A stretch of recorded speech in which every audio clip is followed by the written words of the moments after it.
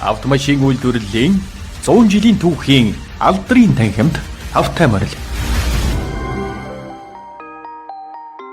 1888 оны 8 дугаар сарын 5-ны өдөр Германы Форцхайм хотод 3 дугуйтай задгай дээвэртэй тас гэж дуугарсан хачин жигтэй урд хожид байгаагүй сонин үнэр утаа ялгаруулсан моргүй сүйх тэрэг орж ирлээ.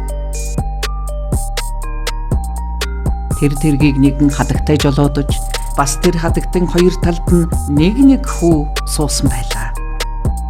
Тэднийг харсан хүмүүс гайхаж алмайран зарим нь сониуч зандаа хөтлөгдөн дагаж гүйж байхад үлдсэн хэсэг нь айж имээсэн харцаар ширтэн. Тэрхүү хачин жигтэй дуу чимээтэй моргүй сүйх тэрэгтэй зөрсөн жинхэнэ сүйх тэргэнд хөлөлсөн морд үргэж бүхээг дотор нь тухлаж явсан хүмүүсийн 5 тухыг алдагдуулж байжээ. Бертагийн энэ аялал нийтдээ 194 км байсан гэдэг. Яг аяллаа үеэр бол Бертагийн унаж явсан машины тоормсны хавчуурга нэлэгдэж унаснаас Берта замдаа тааралцсан нэг гуталчнаас гуйжгаад тоормсондоо малын шир хадуулсан нь одоогийн бидний мэдэх тоормсны наклаадны эхлэл болсон байдаг. Энэ бол дэлхийн хамгийн анхны автоаялал байсан юм а. Дашим дүүлэхэд ноён бензин гэрвэл бүр хэдэн үеийн төмрийн дарахчууд байж л дээ. Гэвч бензин аав энэ уламжлалыг тасалж илүү шин зүйл рүү тэмүүлэн нутгаасан явж галтрагны машинист болсон байжээ. Судсаар нь төмрийн дарахны цус гүйж байсан бензэд практик дээр суралцах хүсэл нэх байлаа. Тиймээс түүний гаргасан шийдвэр бол уурын хөдөлгүүрийн үйлдвэрт ажилд орж тоокорчин болох явдал байлаа. Бенз 1886 онд Карлсруэ хотод болсон үзэсгэлэн худалдаанд өөрийн хөдөлгүүрийг танилцуулсан нь бүгдийн дэмжлэгийг авч зах зээлд борлуулагдах гарцаа нээж авчээ. Хэдийгээр хоёр шатлалт хөдөлгүүр амжилт олсон ч бензин эрэлхийлж байсан зүйл нь бол бензин хөдөлгүүрээр явагч тэрэг байсан юм. Тэрний бүтээсэн хоёр шатлалт суурин хөдөлгүүр нь их хүнд байсан учраас ямар ч унаанд суйрлуулж болохгүй байсан юм.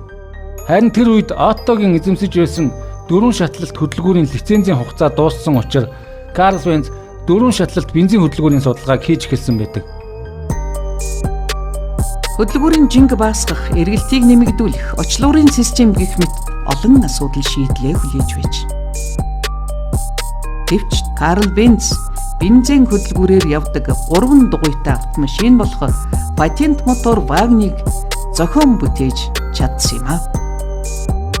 1885 онд бензин зохион бүтээсэн патент мотор вагн анхны бензин хөдөлгүүртэй машины туршилтын жолоодлого амжилттай болж 1886 онд албан ёсны эзэмшгэрх буюу лицензэн авлаа.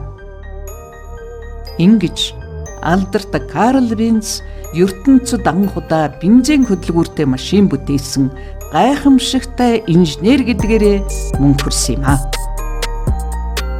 Mercedes-Benz бол бүхэн төрлөختний шилдэг автомашин. Одоо хэрнээ түүнтэй өрсөлдөх төмөр хөлгүүд цөөхөн байна. Тэгвэл алдарт Mercedes-ийг Daimler AG гэдэг компани үйлдвэрлэдэг. Өөрөөр хэлбэл Mercedes-Benz гэдэг компани үйлдвэр хаанч байхгүй. Daimler-Benz гэдэг энэ хоёр нэр бензин хөдөлгүүртэй автомашины түүхийг бүтээлсэн эрхмүүдийн нэр юм а. Mercedes-Benz, the best or nothing.